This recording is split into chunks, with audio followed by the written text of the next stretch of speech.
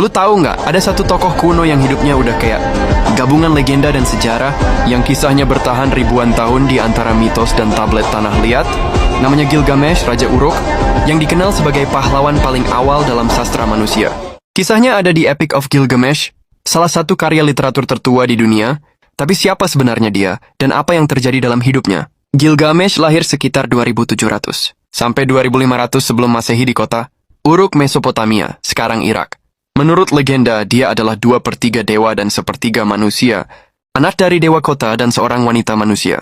Sejak muda dia sudah menunjukkan kekuatan luar biasa, kecerdikan, dan ambisi yang besar. Tapi di sisi lain, dia juga dikenal arogan dan kejam pada rakyatnya, menuntut layanan dan perlakuan sewenang-wenang. Rakyat Uruk akhirnya memohon kepada para dewa untuk menurunkan seseorang yang bisa menandingi kekuatannya. Dari situ muncul Enkidu, makhluk liar yang awalnya hidup di hutan dan hewan, tapi lama-lama jadi sahabat dan pelindung Gilgamesh. Pertemuan mereka bukan cuma cerita persahabatan. Ini simbol awal transformasi. Gilgamesh dari raja yang kejam menjadi pemimpin yang lebih bijaksana. Bersama Enkidu, Gilgamesh menjalani petualangan yang mengerikan.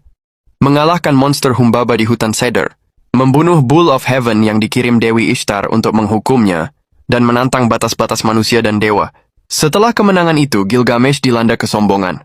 Dewi Ishtar, Dewi Cinta dan Perang, jatuh cinta padanya dan menawarkan diri untuk menikah.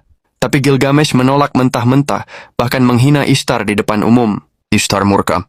Swastai balos dan dia mengirim Bull of Heaven, banteng langit, untuk menghancurkan Uruk.